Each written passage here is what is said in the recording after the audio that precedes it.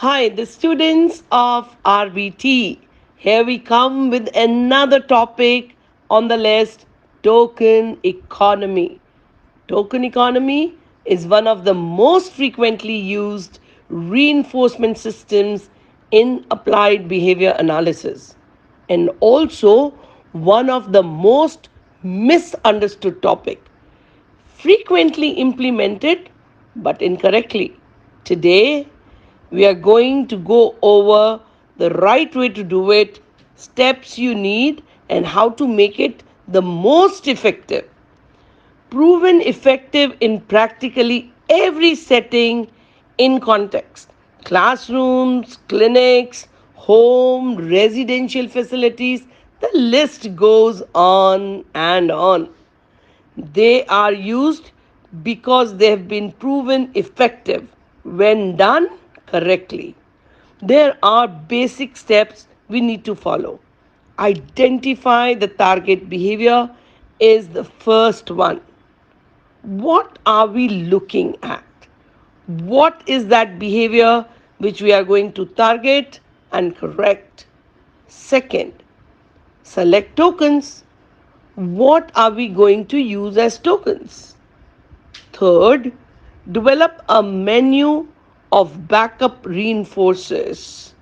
What are we going to exchange the tokens for? What are those things which the child likes, enjoys, and is happy about? 4. Establish an exchange ratio. What versus what? 5. Determine the reinforcement schedule for earning the tokens. And then the last, try out the system.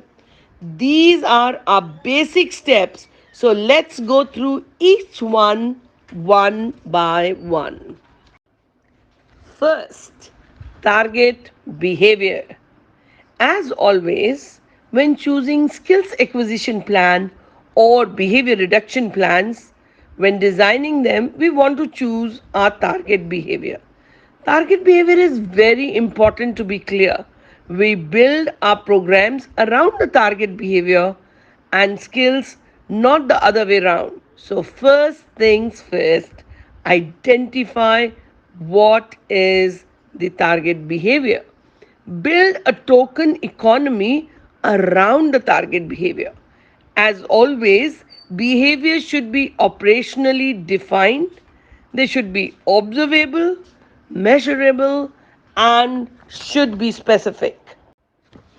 We want the tokens and the exchanges and the reinforcements to happen. For precise behavior, it's the entire idea. Start with a small number so you're not overwhelmed or reinforcing too much. I'm sure it is clear. One or two behavior is great to start with, and then ideally individualized token economies. Now, understandably, if you've got 20 or 30 kids in a classroom, much more difficult to individualize, you should still try. That should be your number one priority. But if you're doing a one on one or even a small clinic setting, there's really no excuse not to individualize all your token economies, especially when coming to target behaviors. Now, I've run group token economies and we have a set of target behaviors that what we consider pre-learner skills, totally fine. And then each kid is approached in a way that is conducive to them obtaining the behaviors, correct? Individualized as much as possible. So, what should we select first in token economy? A potential tokens. B. Potential backup reinforcements. C. Potential target behavior. Or D. The potential punishers. Well, we know it's not potential punishers. We are going to talk about the punishment procedures we can possibly use in token economies, but it won't be First tokens and backup reinforcements go hand in hand, but those are going to follow a selection of the target behavior. Remember, we build around the target behavior, not the other way around. So then we select our tokens. Typically in ABA, we think about little printed out laminated picture cards, which are great, totally acceptable. But you can essentially use anything for tokens as long as we are pairing them correctly. You can use pictures, you can use points, you can use even tally marks. Fake money is also working great in these situations. For teaching kids the value of money, there are some guidelines. Tokens should be safe. However, ensure the safety of our client is utmost. That should be an obvious one. Don't use something sharp like, a knife or something which can cut the child's hand. Obviously, for a token, not something that can be easily ingested or swallowed by the child. That is going to be a big risk. So just use common sense when choosing the tokens. The instructor analyst to control the tokens, meaning you should control the distribution, what it looks like, and be aware of if you're going to use something like a telemark that they can't get bootleg reinforcement, meaning they can't obtain reinforcement when they don't actually engage in the target behavior. So be very smart about how we are going to distribute our tokens. Tokens should be durable because you can carry tokens around. It makes it great generalized system because you can move them around but make them durable because ideally you're going to be using them quite a bit. Tokens should be accessible. I have seen it before. We are running a token system, and because the tokens are out of reach or out of the room, the kids engages in the target behavior and the technician cannot deliver the reinforcement. That's a problem. We want to be consistent, whatever our reinforcement schedule is. We need to maintain it. Tokens have to be accessible. So we can just achieve that goal, and then token can be just individualized. The token itself does not necessarily really need to be extremely reinforcing, right? Are extremely preferred. Again, you can use a blank white picture card, but it doesn't hurt the individual. Researchers have indicated that preferred items used as tokens are actually more beneficial. So that's why we print out specific pictures for specific clients. Again, this is just a standard rule that you should apply to everything when you can. When you have the time, the resources, and availability. Individualized, individualized, individualized. The question, which of the following stimuli could potentially function as tokens? Remember, as long as you're following basic guidelines, safe, durable, accessible, and not bootleggable, right? Then you know it's the right token. You can virtually do anything. Could you use poker chips? Sure. Poker chips are the type of a real life tokens. If you're playing poker or cards, you exchange the chips for money. Paperclip? Yes. Maybe you would say, well, some would say they have potentially sharp edges and may not be very good for the children, but you should still use paper clips as tokens. I don't see them as danger to the children. Now, you could argue that I had to be open to hear the arguments. Well, tally marks. Tally marks are very, very common, especially in group systems. If you have something laminated or printed on a wall and you're making tally marks, That is very common. So, which of the following stimuli could potentially function as token is given to be D, which is all the above. You can use virtually anything as tokens as long as you can compare it and as long as they follow your basic guidelines. Most important thing is be individualized, be safe. Then we have had our target behaviors, we have our tokens, and now we need to develop the backup reinforcers. What are the backup reinforcers? Tokens don't mean anything without good backup reinforcers. And when we talk about backup reinforcers, we are talking about the menu of backup reinforcers. So ensure the stimuli are reinforcing. It could be activities and events which are reinforcing for the child. It may not be a bad idea to conduct a preference assessment and identify what the child prefers. What does he like? What are the toys? What are the tangibles, the eatables, or whatever the child prefers? Use the most powerful but least intrusive, naturally reoccurring reinforcer possibly. So, if we look into these points, we can really develop a great backup plan. How do tokens obtain reinforcing properties? It's a very good question. Let's assess. Tokens are already reinforcing. Are the tokens reinforcing? Of course not, because every token may not be reinforcing, and that is why we look into accumulating a number of tokens and then develop a backup reinforcer. Well, through a preference assessment. How do token obtains reinforcing properties? A. Tokens are already reinforcing. Certainly not, because tokens are not always reinforcing. B. Through a preference assessment.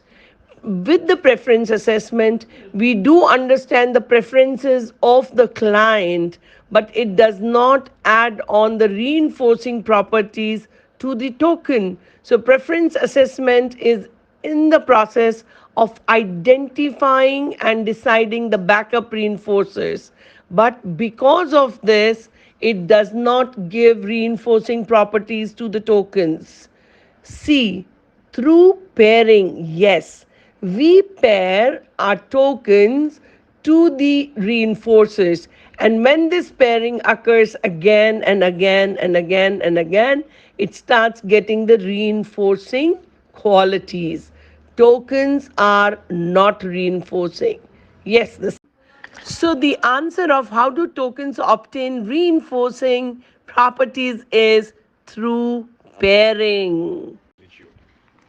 We establish a token exchange ratio, meaning how many tokens does it take to earn the ice cream cake, or how many tokens does it take to earn access to the iPad, or how many tokens does it take to get to play video game for an hour. We have to make this token exchange ratios realistic, but we also have to make them not too high or too low for that matter. When wherever you're going to get the ratio strain and the client isn't going to work for it, because it just becomes too difficult to obtain the necessary amount of tokens to earn the backup reinforcers. So you want to start small. My rule is that token exchange ratio is when we first start, we are on a system, we be very liberal and very accommodating and giving our tokens easy. We really want to do loads of tokens quick, and we want to exchange those tokens quick. We want to show our learners, if you get these tokens quickly and exchange them quickly, you get the things you want. Really establish that exchange and that economy early and often. As that learner increases their responsiveness, they are earning tokens more readily. You can adjust the ratio. So, what used to cost 5 tokens might now cost 10 tokens. As earnings increase the value of backup reinforces. So you could also make more luxury items before you got access. 10 minutes access to the puzzle, your earning increases. Now I'm going to give you 20 minutes access to the Xbox. Don't forget to determine how tokens will be dispensed to you as the instructor, the teacher. The analyst needs to be in control of the tokens at all the time. You are going to dispense them. How are you going to store them? Typically, in Typically, in ABA, we make boards and we velcro the tokens to the boards, which are great. It's one way to do it. You can put them in a cup, you can put them in a box. That is up to you. Remember, individualized, individualized, and individualized. So, token exchange ratio, what should be done as token earning behavior increases? So, as the positive behavior increases, we are earning more tokens, getting more earnings, right? What do we do? Increase the cost of backup items. Absolutely. If you keep it at 5, but they are doubling how often they are in tokens, right? Just not going to be as effective. B. Devalue tokens. You can certainly decrease the value of tokens. C. Increase the number of backup token items. Maybe we add more luxury items. Maybe we add more expensive items. So, all of these things are an option if we want a token earning behavior increase. So, as we become more successful, we need to shift our token ratio and adjust the economy and never stay stagnant. So, what should be done as token earning behavior increases? Well, D, all the above. Remember, ask yourself, how will the tokens be exchanged? So we have established our tokens, our target behavior, our exchange ratio, and how are we going to exchange them? Typically, you're going to provide a menu and a cost of each backup. You're going to allow the learner to select from the menu what they want. And as you know, the learner, okay, you don't necessarily need to use the menu every time. They might just prefer one thing, but it doesn't hurt every now and then to remind them what else is available. The token should be physically exchanged, meaning if you're using a token board, they have them hand on token board to you, right? If you're using a piggy bank, they need to actually exchange with you. And this is the piece so many people miss.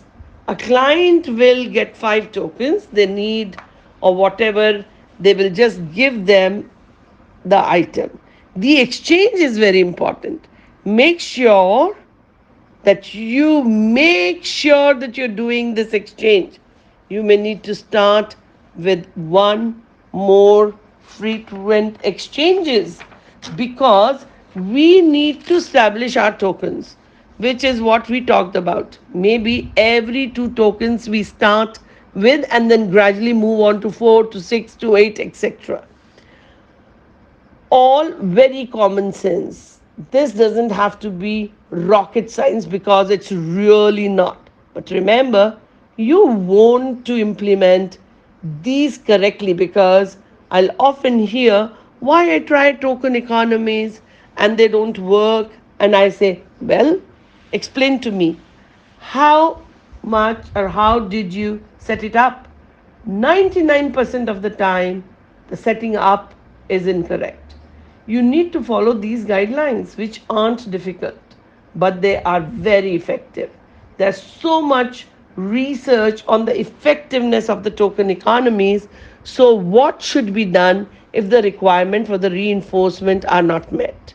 So, let's say they don't meet the requirements. Well, this is up for you to decide. Remember, you always want them to be able to earn the tokens. As soon as they lose the ability to earn the tokens and meet the requirements, you start to lose a lot of motivation, and you don't want to lose that motivation. So you can remind them of the contingency to earn the tokens. If you complete 5 maths problems, you will get a token. If you remain in your seat for 10 minutes, you get a token. You can refuse to buy the reinforcer. Sorry, not enough tokens. Keep working hard, and you may need to re evaluate. If the learner has the skill to earn the token, remember, we always choose the target behavior first. If they're not successful at earning tokens, we will reevaluate it. Is the ratio too high?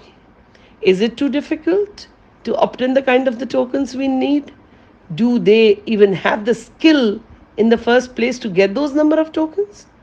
As the instructor, as the designer, this is all up to you. This is your responsibility. All right? Notice, we are not just automatically jumping to punishment consequences.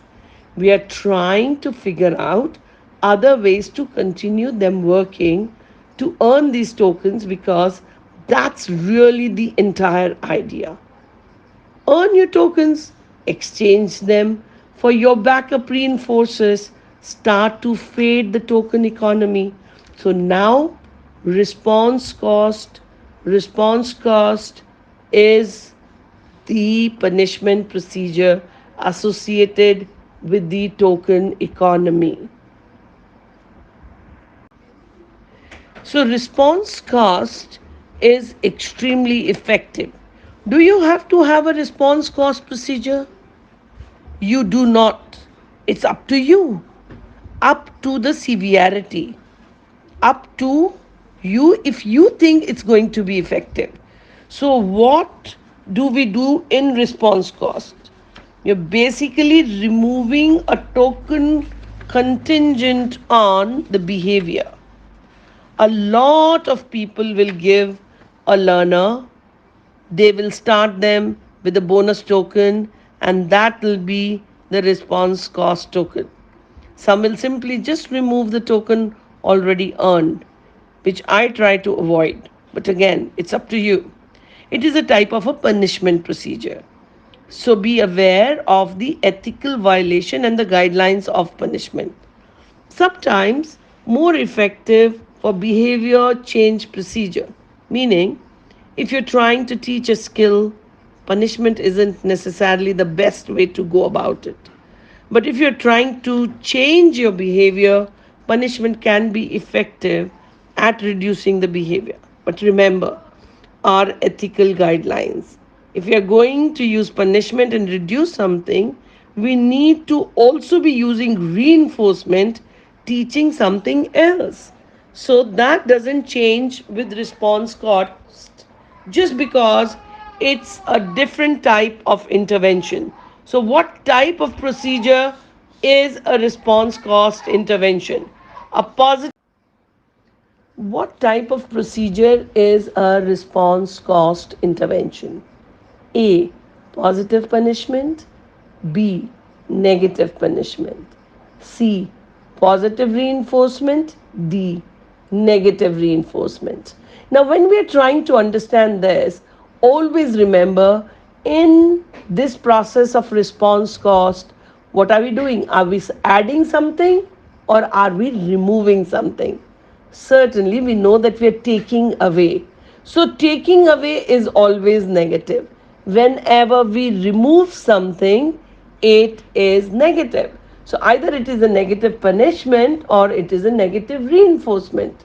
Now, what is the difference between negative punishment and negative reinforcement? Negative reinforcement is that when we remove something which the child does not like, and negative punishment is when we remove something which the child likes. Does the child likes the tokens? Yes, the child likes the tokens. So the right answer is negative punishment, because negative punishment is when you remove something what the child likes. So when we take away the tokens which are already earned by the child, certainly it is a negative punishment. Other considerations: consider you must train your staff. It's going to be your responsibility as a teacher on the technician to train your staff on a proper use of tokens. Consider the level of the learner when choosing exchange ratios and reinforcement system. Consider you will need to eventually withdraw the token economy. Token economies are not naturalistic. Understand, the older they get, the more natural the environment, you're going to eventually need to withdraw the tokens economy. So have a plan and then always evaluate token economy on an ongoing basis. And finally, a level system is a type of token economy, not used that often, but something I think should be used more. It's where participants can move up and down a tier system. So maybe you start in yellow tier and then you earn tokens and you move on to the blue tier and then the green tier and then the white tier and then the black tier.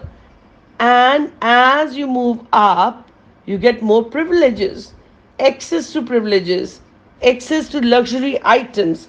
But the reinforcement schedule is much more thin. So remember, the system is great for fading out. If the reinforcement system at the bottom is for one, and then maybe at the top we are looking at something else. So if the reinforcement system at the bottom is FR1, then maybe at the top we are looking at something like VR5. Level system is a great way to fade out your economy. Quick refresher: don't make it harder than it is. Token economies measure a sample of a sorry. Token economies proven effective in practically every setting in contest. You your basic steps: identify target behavior, select tokens, develop a menu of backup reinforcers, establish an exchange ratio, determine a reinforcement schedule, and what happens if requirements are not met, and then try out the system. Thanks for watching this video. I hope you enjoyed doing a great job.